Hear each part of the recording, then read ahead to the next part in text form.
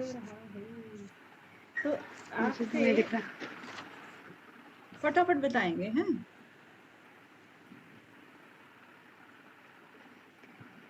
अब ये 1 मिनट। हाँ, आत्मन योगा कौन है? आत्मन योगा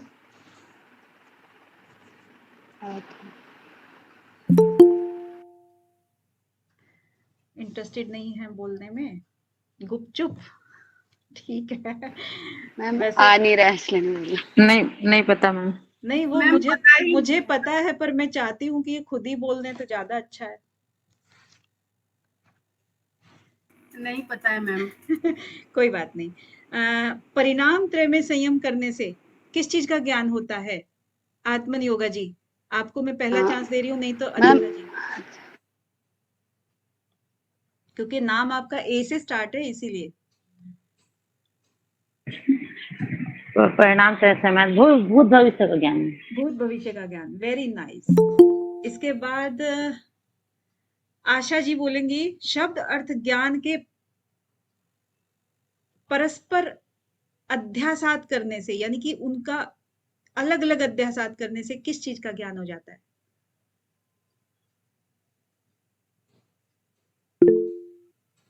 आशा जी।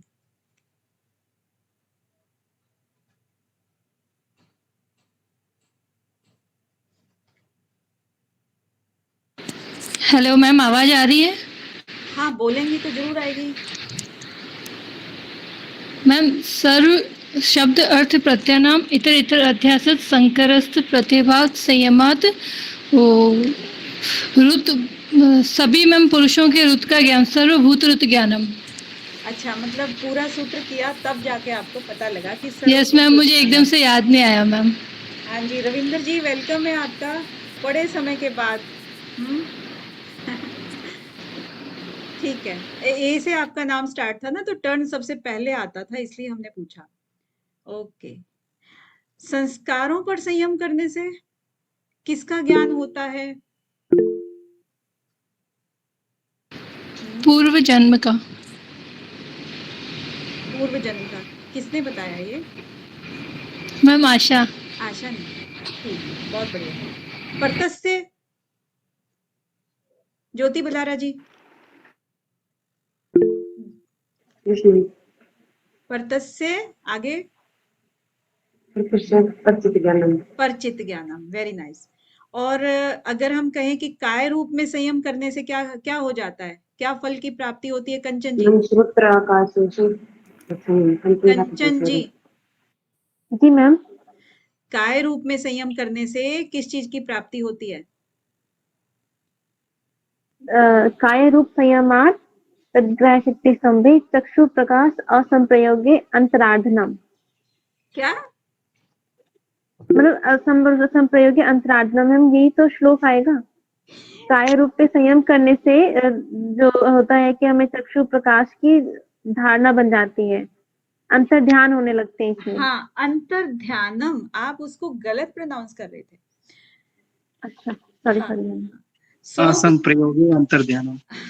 हाँ, सोपक्रम और निरुपक्रम, इससे किस चीज का ज्ञान होता है? मानसी जी।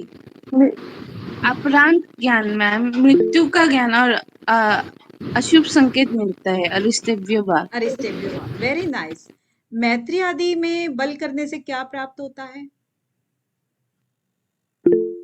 मैत्री आदिशु बलानी मैम, हाँ, और बलों बल में संयम, प्राप्त होता है। बलों में संयम करने से हाथी बला के देनी। हाथी जैसा समान बल। बल। हाँ, हस्ते बुला देनी। ओके। प्रवृत्ति के प्रकाश से प्रवृत्त्यालोक न्यासात, इसके आगे निष्ठा जी कंप्लीट करेंगी। निष्ठा जी कंप्लीट करेंगे। मैम, प्रवृत्ति लोक न्यासात सूक्ष्म व्यवहित विकृष्ट ज्ञानम। गुड। सूर्य में संयम करने से पूजा जी।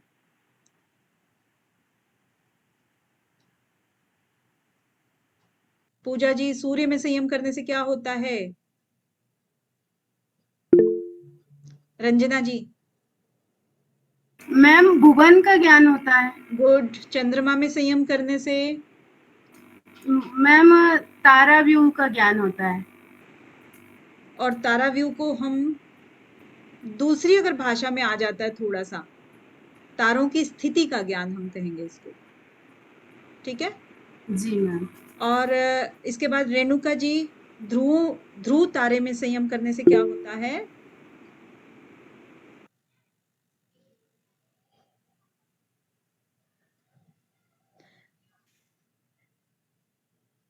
हाँ जी, अभी माइक ओपन हुआ था लेकिन वापस बंद हो गया।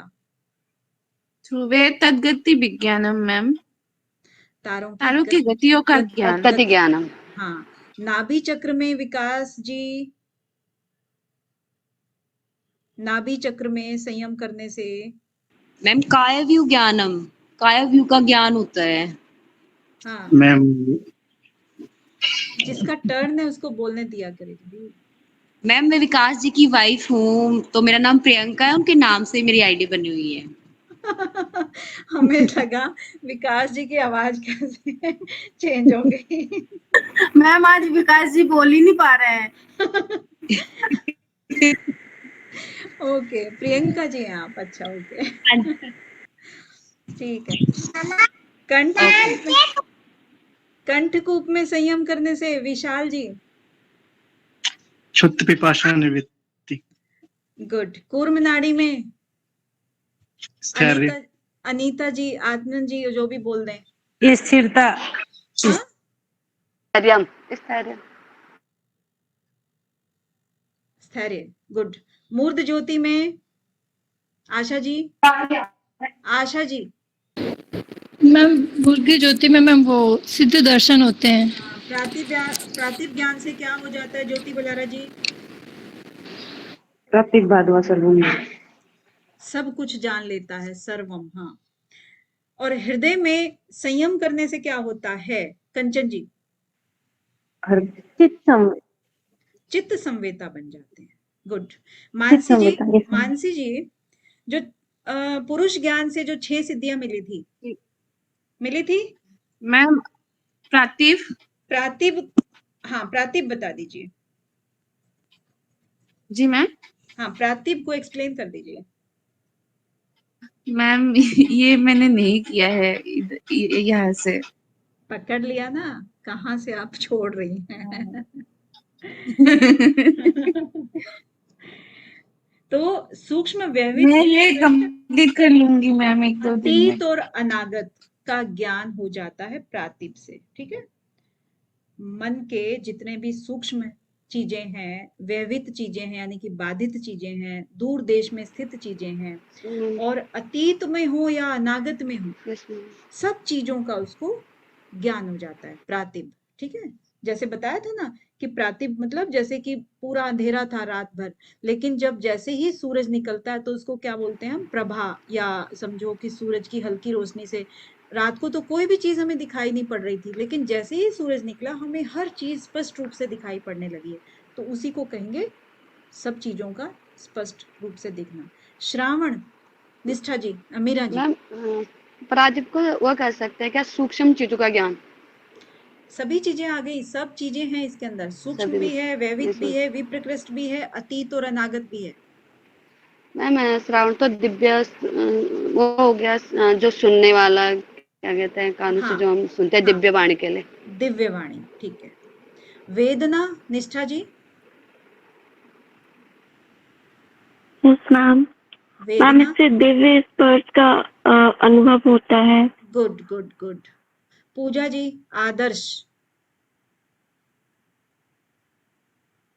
रंजना जी। दिव्य रूप का ज्ञान होता है मैम। मानसी जी, मैंने पूछा नहीं आपसे, जो टर्न है जिसकी, रंजना जी आप बताएंगी। आदर्श। मैम आदर्श में दिव्य रूप का ज्ञान होता है। ठीक है। आस्वाद, रेणुका जी।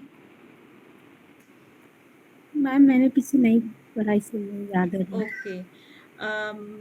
अभी विकास जी ने क्या नाम बताया था अपना? प्रियंका जी। प्रियंका जी। प्रियंका जी, आस्वाद। मैम अभी श्लोक याद नहीं आ रहा है। कोई बात नहीं, श्लोक याद नहीं आ रहा है। ऑप्शन आप जैसे जैसे चल रहे हैं वैसे वैसे देखिए ना। आस्वाद, स्वाद आप किससे लेते हो? रस का लेते हो ना, तो दिव्य रस। ठीक है। और वार्ता ओके मैम। लास्ट में, विकास जी, विशाल जी, वार्ता। दिव्य शब्द मैम। अच्छा, मतलब बातचीत कर रहे हैं, वार्ता ये हाँ जी। हम बातचीत कर रहे हैं, इसको वार्ता बोल रहे हो, तो इसलिए आप शब्द बोल रहे हो। नहीं मैम, मतलब दिव्य वाणी का होगा। हाँ, तो वार्ता उसी से रिलेटेड आप लगा रहे हो ना। आपका दिव्य शब्द तो आ गया श्रावण में। ओ हाँ, sorry sorry sorry, Divya Shravan वार्ता। मैम याद नहीं आ रहा मेरे को। देखो, बोलिए श्रावण, मैम। वेदना, आदर्श, आस्वाद, वार्ता, ये सारे के सारे हमारे पंच श्रावण में तन्मात्राएं हैं। मैम गंध। दिव्य मैम पंच नाक से रिलेटेड तन्मात्राएं होता हैं। है, दिव्य सूंघने की शक्ति। दिव्यगंध। दिव्यगंध मैम, दिव्यगंध। ठीक है। जी मैम, याद रखूंगा। हाँ, याद रखना अभी। इसके बाद परकाया प्रवेश किससे होता है? मेरा टर्न है। रितंबरा जी का है वैसे। रितंबरा जी नहीं, अभी अभी अभी आई। अगर बता सकती हैं तो ठीक है। मैम स्मृति प्रसूद होने के बाद।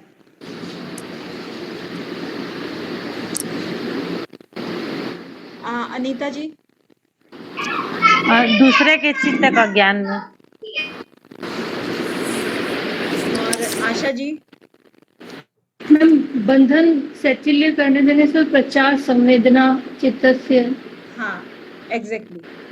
बंद कारण को पर शिथिल कर पर देना। आवेश, पर शरीर आवेश। हाँ। और इसके बाद ज्योति बलारा जी, उदान में, उदान जो वायु होती है उसमें संयम करने से क्या होता है? मैम उसमें जल पंक आदि उत्क्रांति से। गुड। समान जय में जो करने से ज्योति जी, कंचन जी। मैम समान जय ज्वलनम, मैम दैदीप्यमान हो जाता है साधक। गुड। मानसी जी, स्रोत और आकाश में अगर हम संयम करते हैं तो क्या होता है? मैम दिव्य स्रोत सुनाई देता है। गुड। और शरीर और आकाश में संयम करते हैं तो क्या होता है, मीरा जी? आकाश गमनम। वेरी नाइस, आकाश गमनम। और अगर शरीर के बाहर जब हम अकल्पित हो जाते हैं तब? मैम चित्ती महाविद्या महाविद्या और कहलाते हैं। यस मैम, प्रकाश आवरण पर शरीर आवेश। हाँ, ततः प्रकाश आवरण क्षय। अब प्रकाश आवरण क्षय दो चीजों में बताया है। एक तो आपका बताया है महाविदेहा में, अकल्पित। प्राणायाम। दूसरा प्राणायाम में भी बताया। मैम प्राणायाम में भी बता रखे हैं। गुड। और भूत जय जो है ना, उसके 5 वो बता दीजिए स्टेप्स जो थे। रूप लगाओ इनका, या क्या कहोगे उसको? सूक्ष्म स्वरूप नहीं, स्थूल स्वरूप, सूक्ष्म और अन्वय अर्थतत्व। अच्छा। संयमात बुद्धेय। निष्ठा जी, इसी को अगर हम इंद्रिय जय में कन्वर्ट कर दें तो फिर आप किस तरह से बताएंगे इन 5 चीजों को? यस मैम, ग्रहण, स्वरूप, अस्मिता, अन्वय, अर्थवत्व। Very nice. डिफरेंस दोनों को पता है ना, दोनों का? भूत जय में क्या है और इंद्रिय जय में क्या है? Yes ma'am. Yes ma'am. काय संपत्त, पूजा जी या रंजना जी? पूजा जी नहीं बोल रही हैं, शायद कहीं फंसी होंगी, तो रंजना जी बता देंगे। काय संपत्त में क्या क्या शामिल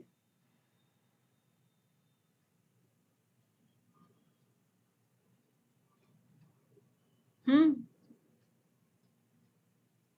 जल्दी बता दें जरा। रितंबरा जी। मैम हाँ जी। रूप लावण्य बलवज्र। सहनंत्वानी, हाँ, मतलब रूप लावण्य और बल वज्र। वज्र सहनन। हाँ, रूप लावण्य बल, और चौथे नंबर पे है वज्र। वज्र सहनन। इसके बाद आता है इंद्रिय जैसे किस किस चीज की हमें सिद्धि मिल जाती है? मैम प्रियंका जी।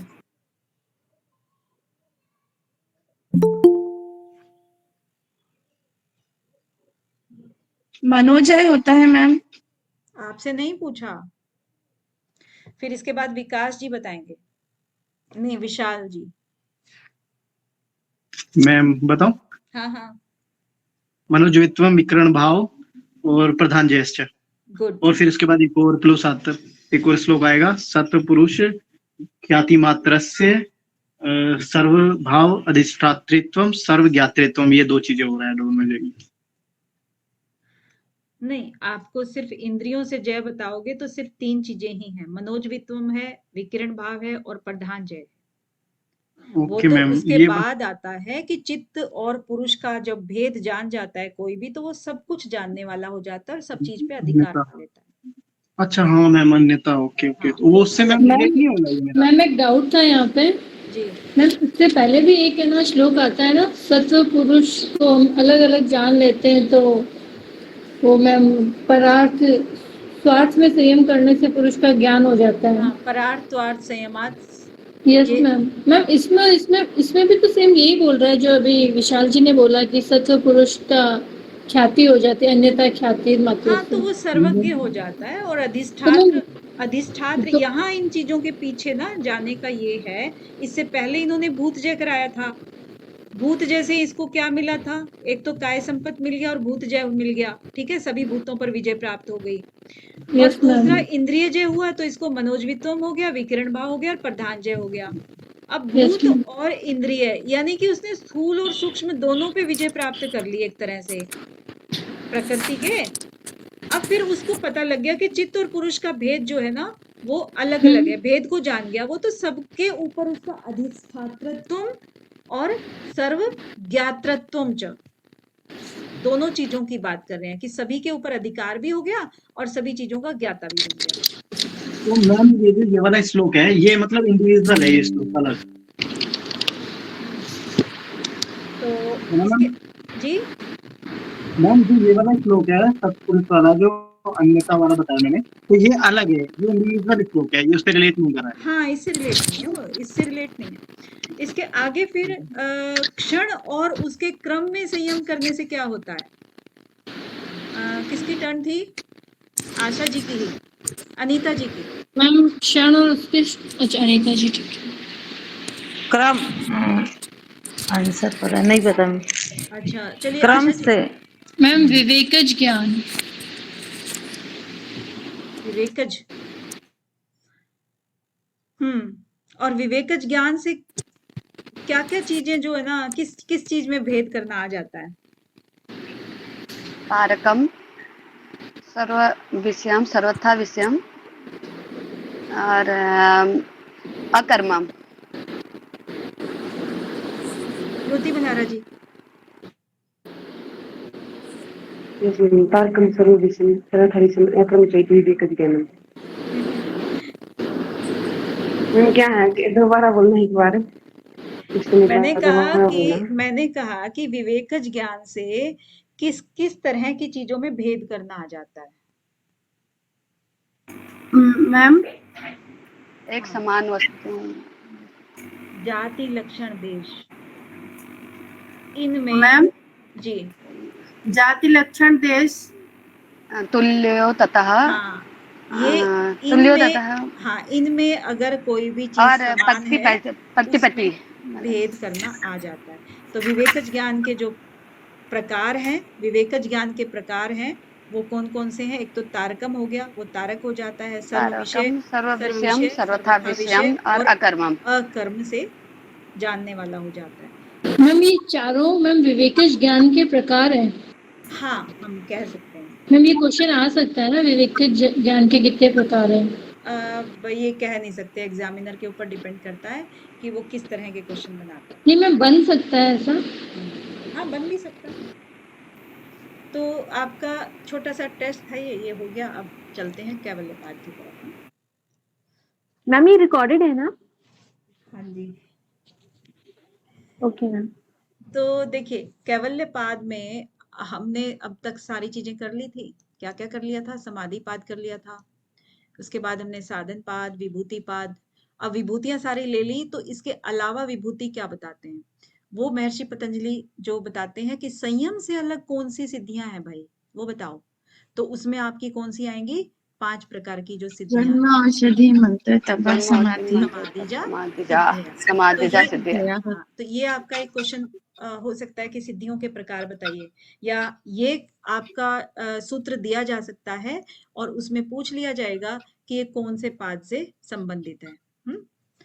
फिर सिद्धों की जो जाति है उसके परिणाम में जो अंतर आता है, क्योंकि जाहिर सी बात है कि एक सिद्धि होगी, दूसरी सिद्धि तक वो जितनी भी प्रैक्टिस करेगा और उसके बाद फिर उसका परिणाम तो चेंज होगा ना, बुद्धि का परिणाम होगा, फिर उसके अंदर और सिद्धि आ जाएगी, तो फिर उसमें जो परिवर्तन आता है उसकी आपूर्ति कौन करता है, उसकी पूर्ति कौन करता है, ये क्वेश्चन आता है।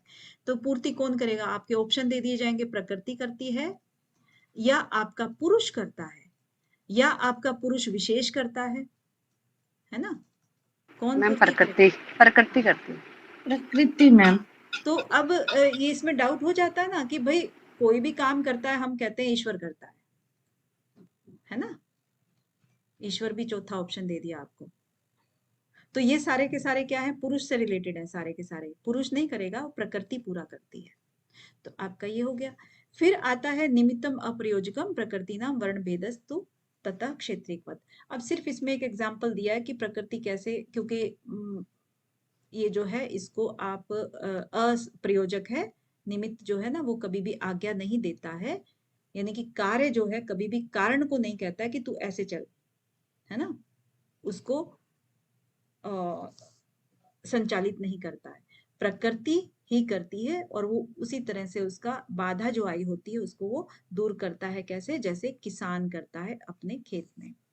निर्माण चित्तानी अस्मिता मात्रात, तो जो संकल्प जो भी लिया किसी योगी ने, क्योंकि कहा ना सिद्धियां बहुत सारी हो गई, तो सिद्धियों से फिर वो चेंज करेगा अपने जाति अंतर परिणाम को, तो जो संकल्प से करेगा, क्योंकि पहले तो मन में चित्त में संकल्प आएगा ना कि मुझे ये करना है, संकल्प से वो चित्तों का निर्माण करता है। ठीक है, कौन करता है? अस्मिता, अस्मिता मात्रात, यानी कि जो एक मूल चित्त है उसकी बात कर रहे हैं कि वो दूसरे अन्य चित्तों का निर्माण करता है। प्रवृत्ति भेदे प्रयोजकम चित्तम एकम अनेकेशाम, जो प्रवृत्ति से भेद हैं, अनेक जो चित्त उसने बनाए हैं, निर्मित किए हैं, वो सारे के सारे चित्तों को संचालित कौन करेगा? चित्तम एकम अनेकेशाम, एक जो मूल चित्त है आपका वही उसका संचालन करेगा। ठीक है, अब इसमें से क्वेश्चन को आप कैसे भी घुमा फिरा करके ए एंड आर की फॉर्म में भी आ सकता है, वैसे कूट में भी आ जाएंगे, कुछ भी आ जाएंगे। तत्र ध्यान जय मनाशयम, अब जो ये बताए हैं कि भाई बहुत सारे आपके जन्म औषधि के बारे में बात कर रहे हैं, यहाँ पे इनकी बात नहीं कर रहे हैं। ये जो चित्त बनाए बने ये तो एक अलग बात है, ये तो किसका हिस्सा था? जो आपके जाति अंतर परिणाम के बारे में थी सारी चीजें, चारों सूत्र। ठीक है, इसके आगे जो बात करेंगे वो पहले सूत्र से रिलेटेड है। ये मैम स्क्रीन शो नहीं हो रही। हेलो, हाँ जी जी मैम नहीं दिख रहा है कुछ भी, स्क्रीन शो नहीं हो रही। स्क्रीन शो सबको, किसी को हो रही है मैम? हो रही है मैम। हो रही है अनीता जी। तो फिर क्या है कि जो ये सारी चीजें हैं, इनके अलावा जो पहले वाले पे फिर चले जाते हैं, जंप कर जाते हैं कि जन्म औषधि मंत्र तप समाधि जा सिद्धया, जो ये सारे हमारे थे, इनमें कह रहे हैं कि वो जो अनाशय हम कर सकते हैं, अनाशय किसको करेंगे हम यहाँ पर? अनाशय से मतलब है कर्माशय से, है ना, कर्म का जो आशय है उसको हमें अनाशय करना है, इसको खत्म करना है। तो उसको हम कैसे करेंगे? ध्यान के द्वारा करेंगे, है ना। अब आशय से मुक्ति किस प्रकार की सिद्धि में मिलती है?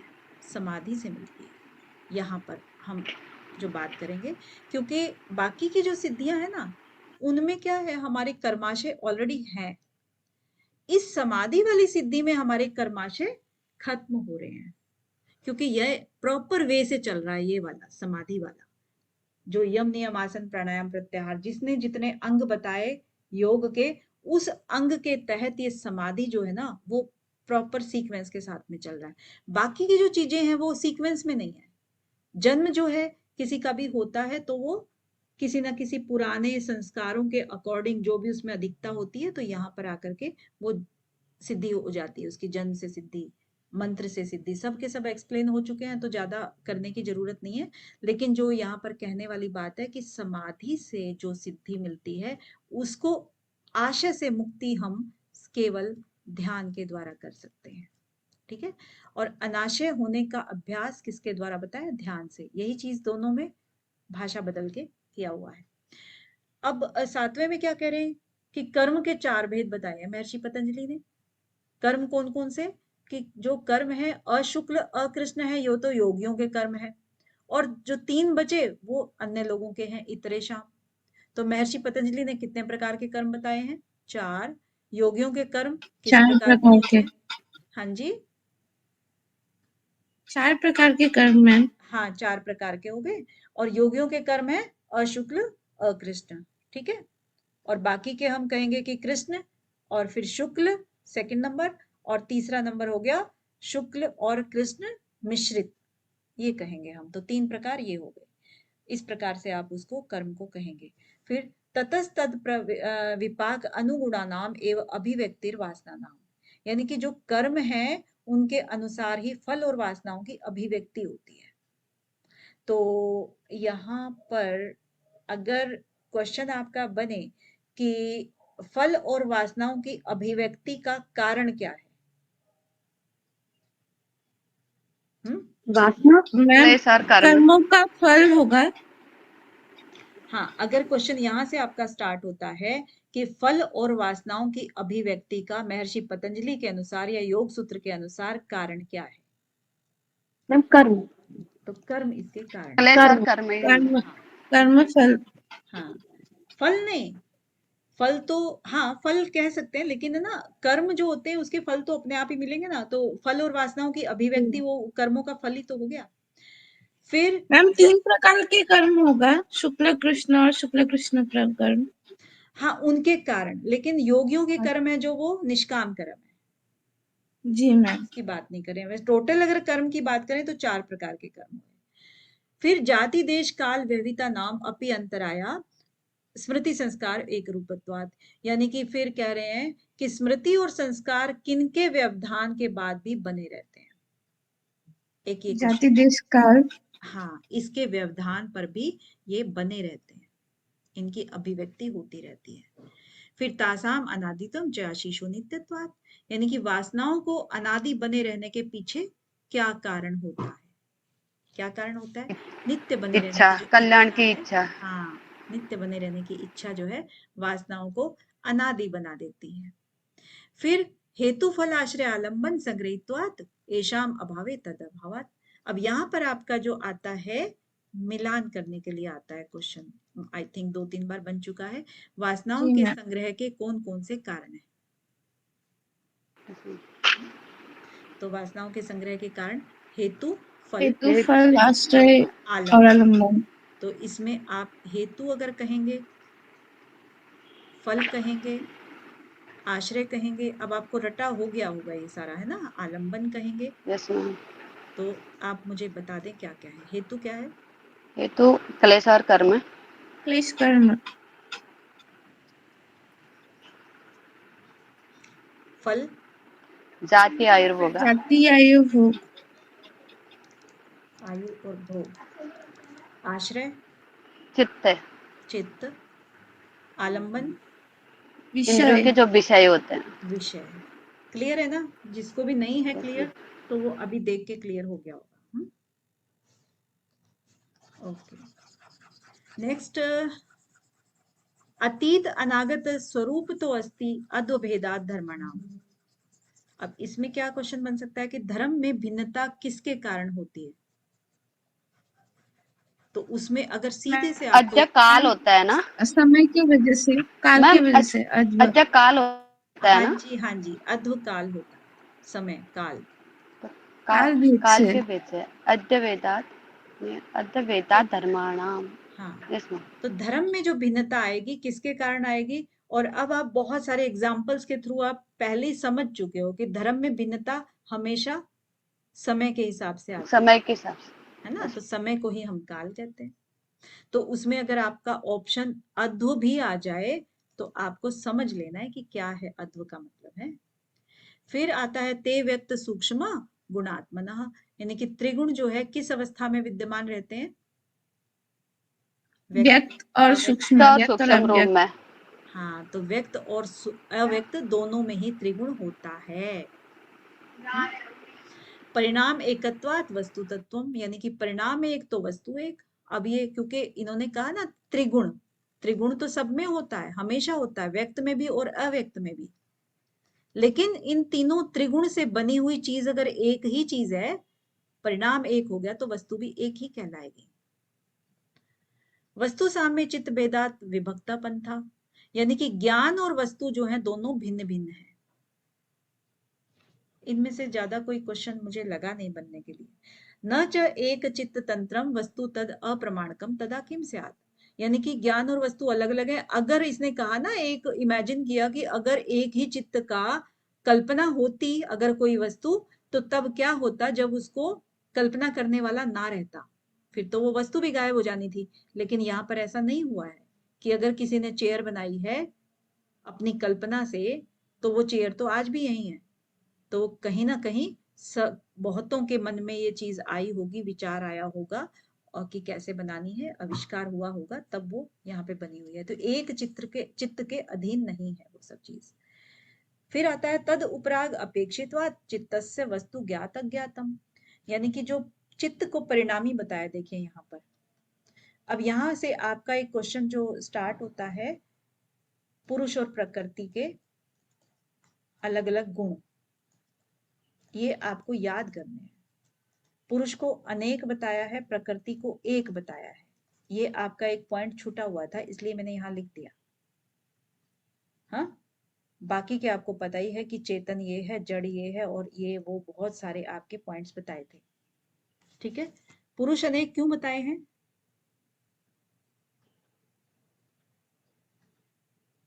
हेलो, क्योंकि जितने चित्त होते हैं उतने ही हमारे पुरुष बनते हैं। हाँ, हम सारे चेतन मात्र हैं, ऑब्वियस है। आप हम सारे के सारे चेतन है, और चेतन है हम सब पुरुष हैं। पुरुष हैं तो अनेक हो ही गए, प्रकृति तो एक ही है, इसी के अंदर सब कुछ विद्यमान है, एक ही प्रकृति के अंदर हम रह रहे हैं। तो इसीलिए ये लॉजिक इसका जा रहा है कि अनेक पुरुष प्रकृति एक। ठीक है, अब वो एक परमात्मा और बाकी सब आत्मा, वो वाला कंसेप्ट यहाँ नहीं है, यहाँ सिर्फ प्रकृति और पुरुष का है। तो पुरुष में अनेक पुरुष है और प्रकृति एक है, बाकी सब चीजें आप अपने आप ही जान जाओगे। इसी में थोड़ी सी गड़बड़ होती है आप लोगों की। नेक्स्ट, परिणामी चित्त, क्योंकि चित्त जो है ना वो परिणामी होता है, चेंज होता रहता है ना, इसलिए वो परिणामी हो गया। तो कभी वो किसी चीज को देख लेता है तो उसके लिए ज्ञात हो जाती है, और नहीं देख पाता है तो वो उस चीज के लिए अज्ञात रहती है। तो अब क्वेश्चन क्या पुट हो सकता है इसमें कि चित्त को किसी भी वस्तु के ज्ञान के लिए क्या आवश्यक है? अगर उसको ज्ञान करना है चित्त को किसी चीज का, तो उसके लिए प्रतिबिंब उसका आवश्यक है। उसके लिए उपराग या प्रतिबिंब, ये दोनों ही शब्दों में से किसी भी शब्द का प्रयोग हो सकता है। सदा ज्ञातश्चित्त वृत्तय तत्प्रभो पुरुषस्य अपरिणामित्वात्, यानी कि चित्त का स्वामी पुरुष परिणामी नहीं है। चित्त का स्वामी पुरुष है, सबको मालूम है ना यहाँ तक। तो यहाँ पर इसको परिणामी बोल दिया चित्त को, तो पुरुष को परिणामी नहीं बोला है, ये परिणामी नहीं है। इसीलिए चित्त की वृत्तियां सदा ज्ञात रहती हैं उसको, क्योंकि वो चेंज नहीं होता। जैसे कि हम अगर 5 साल के भी थे तो 5 साल की घटना भी हमें याद है, और आज 50 साल के बाद भी हमें घटना याद है। तो इसका मतलब क्या हुआ कि हम तो वही के वही हैं, हम परिणामी नहीं है, हम में चेंज नहीं हुआ है। हमारी आत्मा जो है पुरुष है उसमें चेंज नहीं हुआ है, हमें वही सेम चीजें याद है, और उसको चित्त की वृत्तियां सदा याद रहती हैं। चित्त और पुरुष में से क्रमशः परिणामी और अपरिणामी कौन है? ये क्वेश्चन आपका आ सकता है। न तत् स्व आभासम दृश्यत्वात्, यानी कि जो दृश्य है वो स्वयं का आभास नहीं कर सकता है। यानी कि स्वयं प्रकाशक नहीं है वो क्या है, एक चंद्रमा की तरह से है, सूरज उसको चमकाता है तब जाके वो चमकता है। तो चित्त को हम यही कहेंगे, दृश्य के अंदर ही चित्त आता है, वो स्वयं का प्रकाशक नहीं है। और इसके बाद एक समय च उभय अनअवधारणम, अब एक ही काल में, बिल्कुल एग्जैक्ट एक ही काल, एक ही क्षण में चित्त और उसका विषय दोनों एक साथ का ज्ञान संभव नहीं है। तो यहाँ पर बेसिकली क्षणिकवाद का खंडन किया, क्योंकि जैसे ही आप किसी शब्द को सुनते हो ना, जैसे आपने राम सुना, राम सुना, अभी सुनते ही तुरंत, ये तो आपके लिए चलो नॉन नेम हो गया, जाना पहचाना नाम है। अगर आपका ये जाना पहचाना नाम ना हो, तब आपको सिर्फ आपको सुनाई देगा वर्ड, उसके बारे में जब जैसे ही आप सोचने बैठोगे तब तक आपका क्षण जो है, काल जो है वो चेंज हो चुका है। और क्षणिकवाद के अकॉर्डिंग क्षण जब चेंज हो गया तो इसका मतलब आपका चित्त भी चेंज हो गया। तो एक ही क्षण में केवल एक ही चीज आप कर सकते हो, उसका विषय जो है साथ साथ में ज्ञान नहीं हो सकता है। ठीक है। चित्तांतर दृश्य बुद्धिर्बुद्धे अति प्रसंग स्मृति संकरश्च, यानी कि इस अगर ऐसे होगा तो अनवस्था का दोष आ जाता है, यानी कि स्मृति संकरश्च हो जाती है, आपकी स्मृति सारी घोलमोल हो जाती है। जैसे कि एक क्षण में आपने कोई चीज देखी, दूसरे क्षण में कोई चीज देखी, तीसरे में ये चित्त जो है ना, क्या हुआ, पहले का जो चित्त था वो दृश्य था, उसके बाद दूसरे वाले का वो दृष्टा बन गया, दृश्य बन गया। इस तरीके से एक के बाद एक के बाद एक बार वो दृष्टा बन रहा है, एक बार दृश्य बन रहा है, एक बार दृष्टा, एक बार दृश्य, एक बार दृष्टा, एक बार दृश्य। तो चीजें बहुत सारी मिली जुली हो जाती हैं। शुरू से लेके आज हम 50-55 साल के अगर हैं तो कितनी ऐसी घटनाएं हर क्षण घटती रहती हैं। तो बताओ कि सब चीजें कैसे याद रहेंगी? तो उसमें अनवस्था का दोष आ जाएगा, स्मृति संकरष्ट हो जाएगी, मतलब बिल्कुल मिक्स हो जाएगी स्मृति, तो वो गड़बड़ हो जाएगी सारी। चित्तेर अति अप्रतिसंक्रमाया तद आकार आपत्त स्वबुद्धि संवेदनम, यानी कि पुरुष जब भौतिक पदार्थों में घुलता मिलता है तब वो इसका चीजों का संवेदन करता है, स्वबुद्धि का, अदरवाइज वो नहीं करता है। ठीक है ना। तो पुरुष जो है ना, जब किसी आकार में आता है, शरीर में आता है, तब जाकर के अपनी बुद्धि का संवेदन करता है, समझता है, नहीं तो वो अप्रतिसंक्रमायाश्च है, वो बिल्कुल अलग है इससे। ठीक है। और दृष्ट दृश्य उप्रक्तम चित्तम सर्वार्थम, दृष्टा और दृश्य का जो संयोग है वो क्या है, सर्वार्थम, सर्वरूप वाला होता है।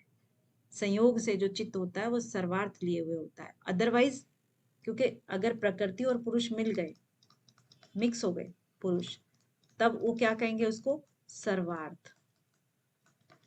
और अगर प्रकृति अलग हो गई और पुरुष अलग हो गया, दोनों शुद्ध हो गए, तो उसको क्या कहेंगे, एकार्थ। एकार्थ, अगर हम इस भाषा को समझे तो एकार्थ है ना, अकेले के लिए है। ठीक है। तो इस तरीके से कहेंगे कि जब दृष्टा और दृश्य जब उप्रक्त हो जाते हैं, यानी कि मिल जाते हैं या संजोग हो जाता है उनका, तो चित्त जो है वो सर्वार्थ वाला हो जाता है।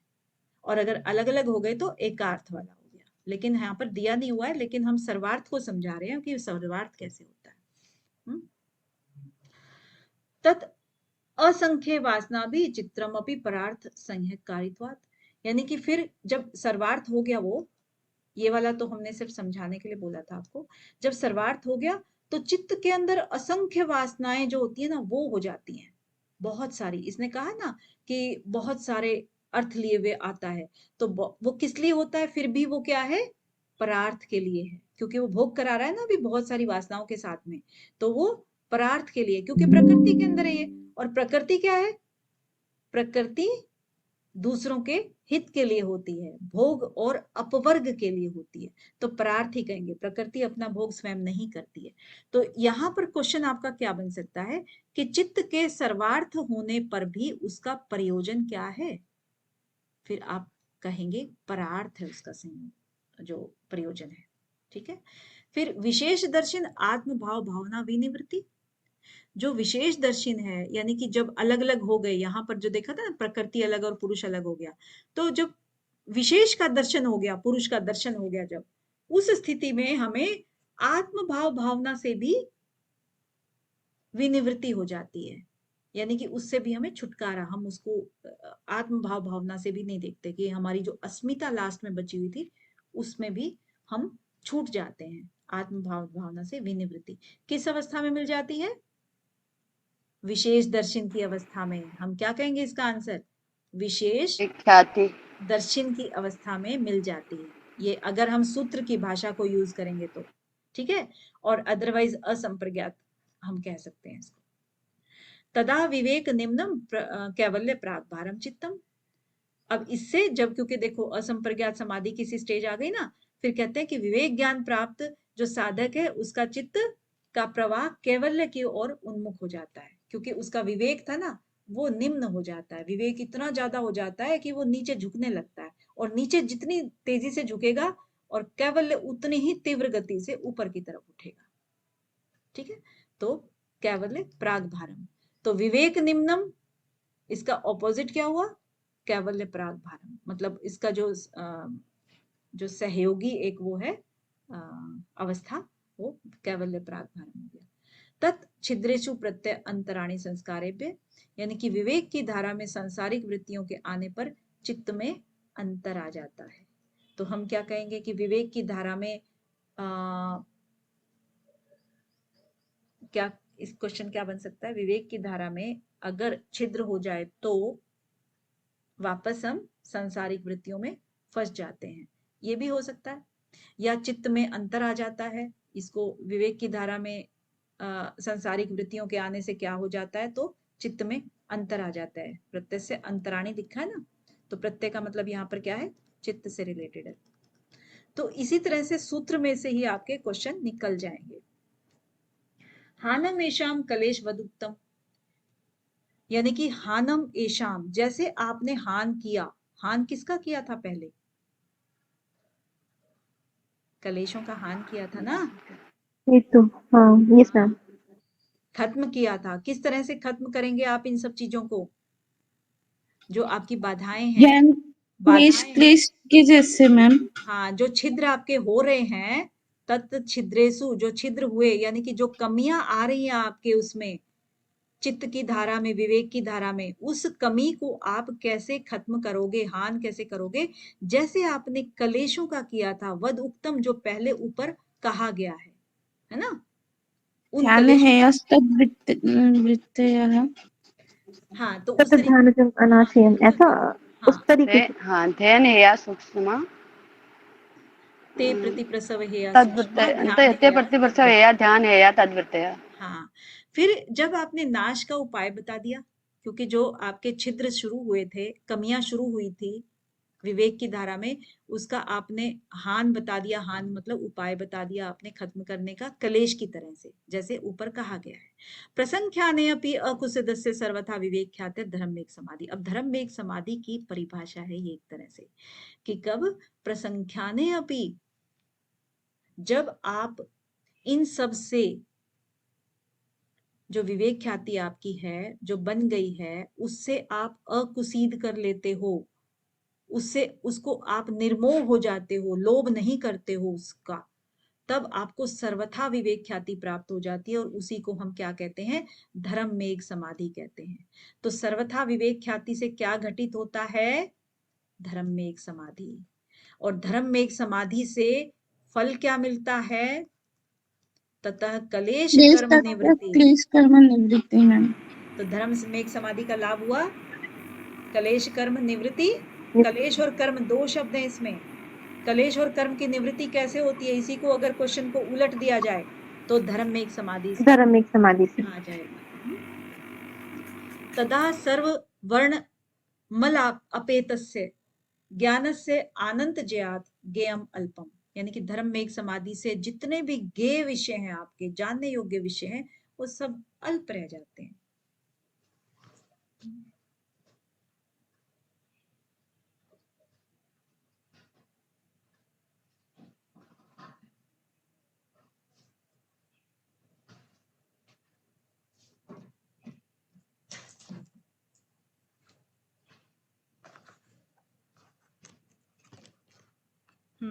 अल्प रह जाते हैं। फिर ज्ञान के सभी आवरण और मल का नष्ट होना और सभी विषय गे विषयों का अल्प हो जाना किसके कारण होता है? धर्म में एक समाधि के कारण होता है। तो ये थोड़े से वर्ड्स के साथ में आपको दोस्ती करनी पड़ेगी। हाँ जी मैम। हाँ। ततः कृतार्थानाम परिणाम क्रम समाप्तिर गुणानाम। अब जो कृतार्थ हो गए हैं उनके जो परिणाम क्रम होते हैं उनकी समाप्ति हो जाती है। गुणों का जो परिणाम क्रम होता है ना, एक जैसे जैसे जैसे हम चलते हैं तो परिणाम देता है कोई भी चीज, तो गुणों का परिणाम जो है उसके क्रम की समाप्ति कब होती है? कृतार्थ होने पर होती है। और क्षण प्रतियोगी परिणाम अपरांत निर्ग्राह्य क्रम, ये कई बार क्वेश्चन बन जाता है। एक तो ये बनेगा कि कौन से पाद का है, ठीक है। और अनेक क्षण के संयुक्त परिवर्तन का ज्ञान क्या कहलाता है? एक ये लैंग्वेज, हाँ एक ये लैंग्वेज आप देख लीजिए। दूसरा आप देखेंगे कि महर्षि पतंजलि के अनुसार क्षणों में किस प्रतियोगी का स्वरूप परिणाम के अंत में समझ आता है। किस प्रतियोगी का स्वरूप परिणाम के अंत में समझ आता है एक, और महर्षि पतंजलि के अनुसार जिसका स्वरूप परिणाम के अंत में ज्ञात होता है उसे क्या कहते हैं? क्रम बोलते हैं मैम। हाँ, तो सब चीज का देखिए, इसका भी इसका भी इसका भी 3 तरह के क्वेश्चन आपके पास दिए हुए हैं, सबका आंसर सेम है। पुरुषार्थ शून्यानाम गुणानाम प्रतिप्रसव कैवल्यम स्वरूप प्रतिष्ठा व चित्त शक्ति रीति। तो वही चीज है, कैवल्य का स्वरूप का वर्णन है इसमें। पुरुषार्थ जब शून्य हो जाता है, पुरुष का अर्थ जो होता है ना, जो बताया था कि पुरुष होने का जैसे एक धर्म अर्थ काम मोक्ष जो थे, मोक्ष जब उसकी भी प्राप्ति हो जाती है तो गुणों का प्रतिप्रसव हो जाता है। और उसी जब प्रतिप्रसव हो गया तो प्रतिप्रसव आप जानते ही हो कि जो चीज हमने भून दिया है बीज, अब वो जन्म नहीं ले सकता है, तो उसी को हम कैवल्य कहेंगे, या उसी को हम स्वरूप में प्रतिष्ठित कहेंगे, या उसी को हम चित्त शक्ति रीति कहेंगे, यानी कि उसी को हम चैतन्य शक्ति कहेंगे। ठीक है, तो ये हमारा इति जो है वो शब्द। मैम 33 एक बार और प्लीज। 33 क्षण प्रतियोगी परिणाम अपरांत निर्ग्राह्य क्रम, यानी कि जब भी देखिए आप क्रम में चलते हो, अभी हम जो क्लास चल रही थी हमारी कैवल्य पाद हमने स्टार्ट किया था, क्रम हुआ ना, क्रम से चल रही थी, एक के बाद एक के बाद एक के बाद एक, है ना, ऐसे ही क्रम क्षण, समझ रहे हो? समय का सबसे छोटा जो क्षण इकाई होती है उसको क्षण बोलते हैं। तो क्षण क्षण हमारा समय आगे बढ़ रहा था, और हमने कुछ क्षण मिला करके हमें देखा कि 10 सूत्र हमने कर लिए हैं। उसके अगले कुछ क्षण और हमने मिलाए तो फिर आगे देखा कि हमने 20 सूत्र हमारे कंप्लीट हो गए हैं। फिर और कुछ क्षण हमने देखा तो हमारे 30 हो गए हैं, और कुछ आगे क्षण मिलाए तो हमारे पूरे 34 हो गए। ठीक है, इस तरीके से हमने कुछ क्षणों को कंबाइन किया, उसका रिजल्ट निकाला, तो फिर हमने देखा कि इतना काम हमारा हो गया है। यानी कि अनेक क्षण के संयुक्त मतलब इकट्ठा जो परिवर्तन हम देखेंगे अगर, उसका जो ज्ञान होता है वो क्रम कहलाता है। तो ये क्रम से हम बढ़ रहे थे, हमने ये नहीं किया कि पहले हमने 30 वाला हिस्सा कर लिया, उसके बाद हमने 10 वाला किया, फिर 20 वाला किया, फिर 34 वाला किया, ऐसा नहीं किया हमने। हम क्रम से आगे बढ़ रहे थे, तब हमने ये चीजें, जो ज्ञान था उसके बाद जो हुआ वो क्रम कहलाता है। क्रम होता ही ये है कि एक के बाद दूसरे का आना, ठीक है, उसको हम क्रम कहते हैं। अब जैसे आपको एग्जाम्पल दिए थे उस समय में, जैसे कि न्यू बॉर्न बेबी होता है, तो आप उसका हर रोज देखते हो उसको, 2 महीने, 4 महीने, 6 महीने, 8 महीने, लेकिन आपको कभी बढ़ता हुआ नहीं दिखता वो। लेकिन आप फोटोज वगैरह उसकी आप लेते हो, तब आपको पता लगता है कि हाँ तब तो ये इतना सा था, अब इतना हो गया, है ना? जी मैम। उसी तरीके से ये है कि हमें जब परिणाम अंत में समझ में आता है, परिणाम के अंत में जो चीज समझ में आती है वो क्रम कहलाता है। इसका क्वेश्चन ही ये है कि क्रम किसको कहते हैं। अब उसकी लैंग्वेज अलग अलग है। आंसर ठीक है, क्लियर है? क्लियर है मैम। जी मैम।